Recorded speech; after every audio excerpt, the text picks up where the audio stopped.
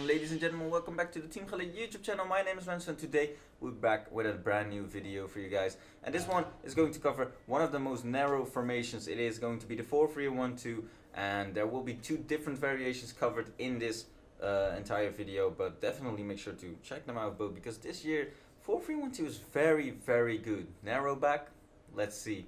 And like always, don't forget to just sit back, relax, and enjoy.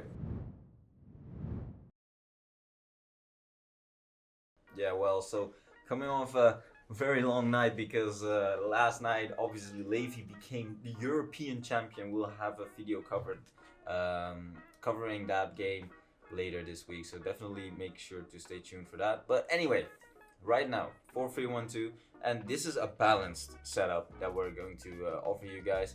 It is just balance, offensive and defensive style. No really crazy defensive settings. And the width is on 1 offensively. This is because in the 4-3-1-2 you want to like really flood the box down the middle if you're playing the balance tactic.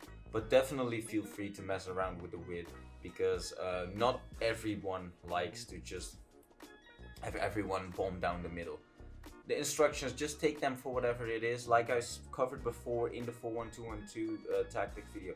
The cam on stay forward is the most important thing to do, because else they will just mix up their positions. It is some kind of weird glitch, but we just have to deal with it.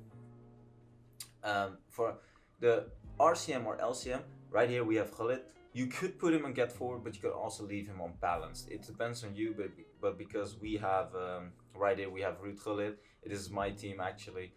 I love him to just get forward, obviously, so that's why I'm putting him get forward. For the fullbacks, just balance and overlap.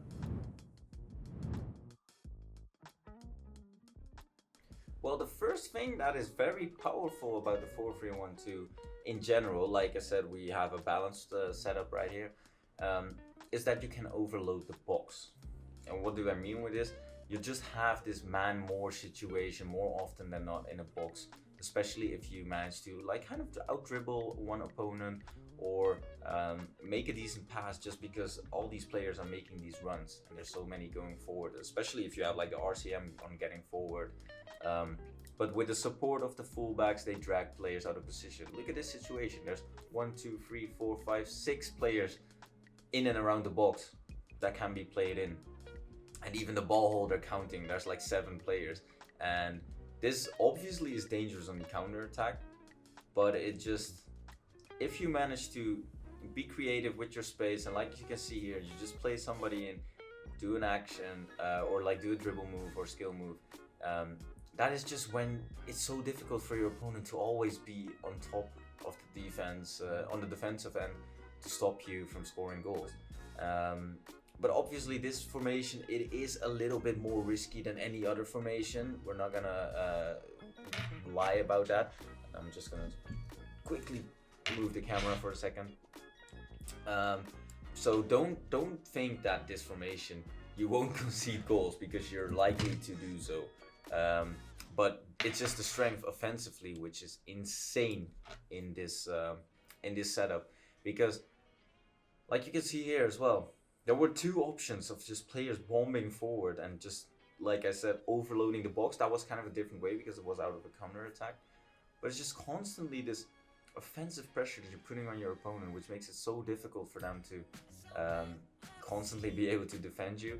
And you will definitely see like the scoreline at the top left here, that you might be on a 4-4 standing, but you are also likely to literally score goals out of nowhere real quickly against your opponent. Because look at this as well, there's 3 players just able to be played in the box, so it's 1-on-1-on-1, and yeah, just first time fake shot and you're past him pretty much.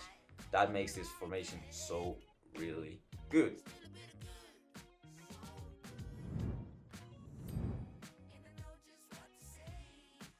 So finally found the best camera spot that I can still like see and track the video. But 4-3-1-2 pressure, and my goodness, this formation, guys, with these tactics, press off the possession loss, fast build up. I'm telling you, this is even more risky than the previous one, but it's also even better offensively. like I said as well, with the width, I personally like a higher width, but for example, Levi just plays it on like 1 or 2. So it's a little bit of personal preference. Just take them and try them out, the different tactics. That's why I kind of like went from right to left with it. But the same counts for the strikers. I have them on mixed attack because I feel like we already have so many players going forward. Don't want them constantly trying to get in behind. But some people do put them on getting behind. Cam, stay forward though. Fullbacks, balanced and overlap. It's pretty basic, but like I said, this tactic is even better.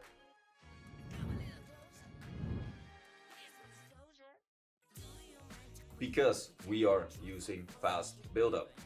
For instance, because that's not the only way why this tactic is so good, or the only thing I should say.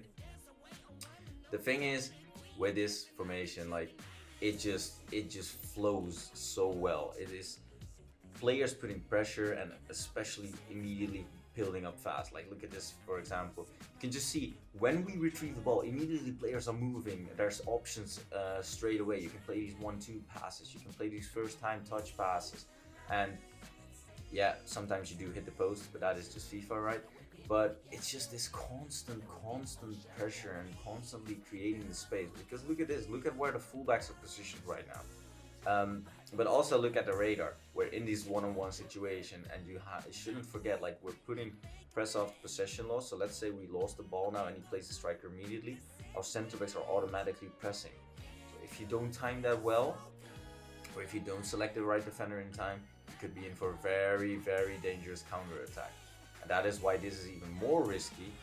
But it's also more likely that you can score goals. Like in this case, for example, we're 2-0 up already in the 35th, and here comes a 3-0, and our opponent is going to rage quit. But that is what's likely to happen, because sometimes you just can't get out of this pressure no matter what you do, being the opponent.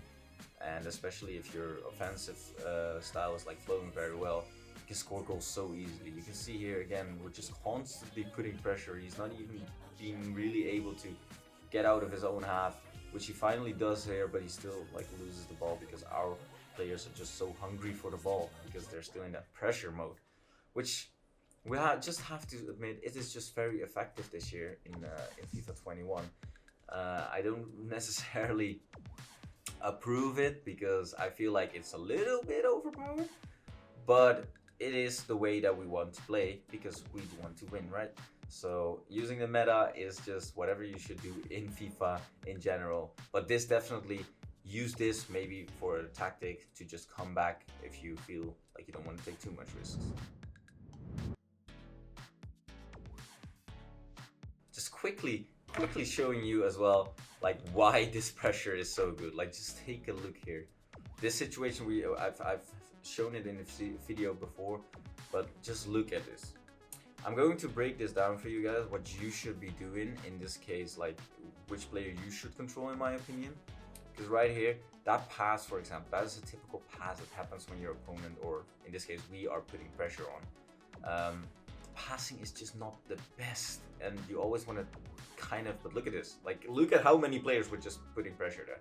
And freezing the frame right here, in my opinion, you should always try and press the ball holder, and then let him force him into a pass, and then switch immediately as fast as you can to the defender that's closest to the pass. And yeah, that is like how you should treat that pressure after possession loss, in my opinion. So I hope you guys thoroughly enjoyed this video, because this tactic, I'm not gonna lie, this tactic, I use it a lot, and I do have really good success with it, but I also have sometimes where I'm just 3-0 down because I just get countered. So just try and practice this, and hopefully see you guys in the next video. Ciao, ciao.